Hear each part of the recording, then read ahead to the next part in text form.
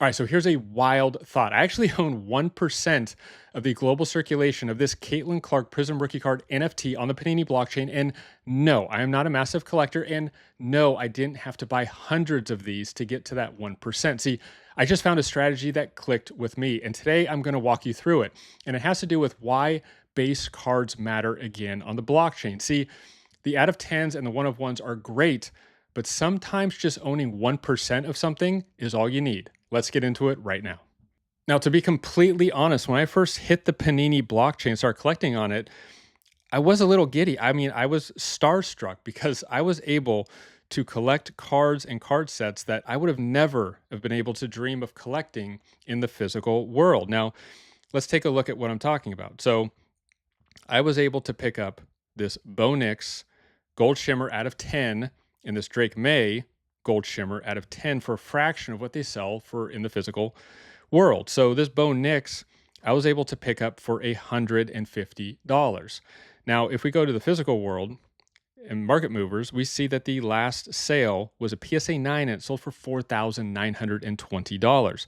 There was a PSA 10 that sold before that for $7,195, and then a BGS 9 that sold back in April for $3,550. So to think that I could purchase this for $150, it blew my mind. Same with the Drake May. I wasn't necessarily searching for another gold shimmer, but I did come across this Drake May and I was able to buy it for $140. Now, if we go over to market movers to see what's going on in the physical world, we see that the last sale was a PSA 10, sold for $8,800.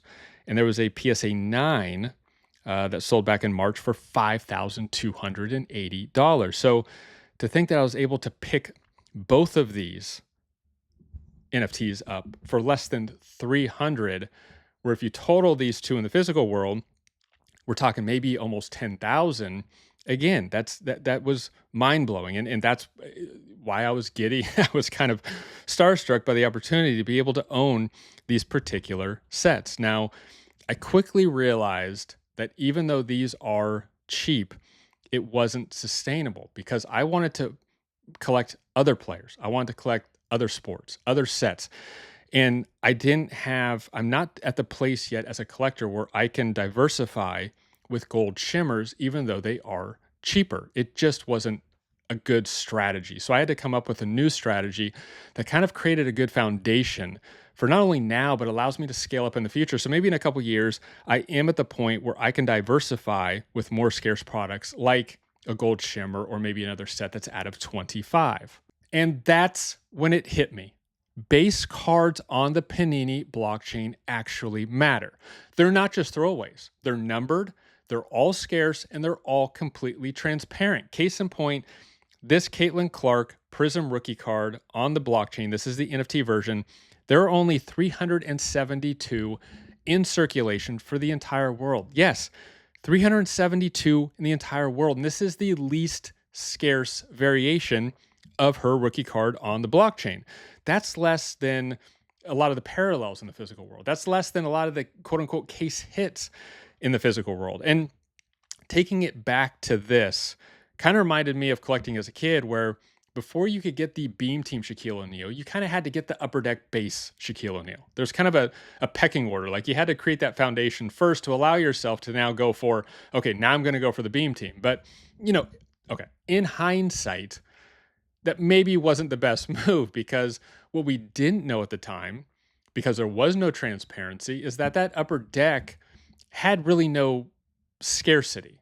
The Beam Team has proven over time it has that scarcity that all collectors are looking for. The Upper Deck base didn't.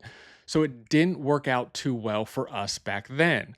But Panini has fixed that on the blockchain because everything is scarce, everything is completely transparent, and you can kind of see exactly what you're getting into and create that foundation now like we thought we were doing back then. Now, here's where my strategy really starts to kick in. In the physical world, if you owned 3 base rookie cards of any particular player and you told your friends, I think they could probably care less because there's not a lot of meaning attached to that particular card at this point right now. Whereas on the Panini blockchain, if you say, oh, I own, let's say 3 of these Kevin Sullivan silver rookie cards, that all of a sudden means something because that's 1% of the global circulation. So you go from the physical world, how collecting these base cards are borderline meaningless at this point, to coming on the Panini blockchain, getting the NFT variation and collecting 3 of them. All of a sudden, you own 1% of the global population. That sounds meaningful. That sounds like it's a foundation for a really good collection. Now, there's a couple other reasons why I particularly like this strategy. I'm just going to take the first card that I see on the marketplace right here. It's a Steph Curry 2024 Prism base card. Now, in the physical world, if you owned a few of these base cards, again, it would seem almost meaningless. And the one thing that's undeniable is you're a collector. You are collecting Steph Curry and you are collecting these base Prism Silver Steph Curry cards. So that's undeniable. You are a collector, and there's the fun part of the hobby of just collecting. That's down. The other side is the investment. What is this card going to mean to the hobby as an investment in 10 years from now? Now, I like to also be part of that as well. I like to be a part of it all. I want to be a part of the market, the investment, the collectability of it, the hobby. On the Panini blockchain, this particular Steph Curry Prism card has a mint count of only 424. So there are only 424 in circulation around the world. Actually, 5 have been burned. So 419 will ever be in circulation. So if you owned 4 of these, all of a sudden that becomes meaningful. You have that other, I guess, piece of the pie when it comes to the hobby of sports cards. You have the collectability, a lot more so, I would argue, because you now, with just 4 of these, own 1% of the global population. But now, since they're so scarce and they're so transparent, you also have the investment. To think that in 10 years, people are going to want a sports card NFT of Steph Curry, I would think are pretty high. Now, I'm at fault for this. Right now, I've just implemented this strategy a lot of times on rookie cards, which could go up or could go down. You know, I have my thoughts in general, which my next point will cover. But Steph Curry and the GOATs like LeBron, Mahomes, Brady, Steph Curry, any of these types of cards would just be good to collect and own a piece of that circulation.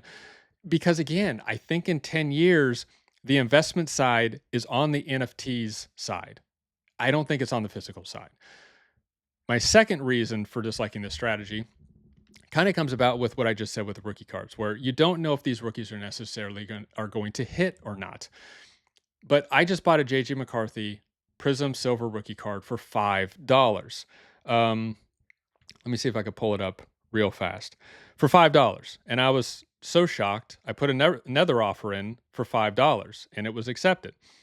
I did it again for $5 and it was accepted. So I now have a collection of 11. I'm going to put one up for sale because my limit's like 10 when it comes to things like this. So like 2.5% of the population. But in my mind, when you purchase the least scarce, like these base, we'll call them base cards on the blockchain, you're also just kind of investing in the Panini blockchain ecosystem. Like in my mind, if JJ McCarthy just has a decent career on the Vikings, it's still worth more than $5. I mean, the scarcity, there's only 355 of these in the entire world. So 4 years from now, assuming there's more people collecting sports card NFTs on the Panini blockchain, assuming JJ McCarthy is still a quarterback for the Vikings, even if he hasn't won a Super Bowl, even if he's just had a good career and, Vikings fans like him, whatever, I still think this particular NFT sells for more than $5. So I kind of feel like being able to step back and diversify and create these foundations in these base cards is kind of also just a bet in the Panini blockchain ecosystem itself. I almost don't have to get the rookie right. I just have to purchase it because I think the rookie also obviously makes it unique, and the prices are so low that, again, even a decent career, I don't see this selling for under $5 in the years to come.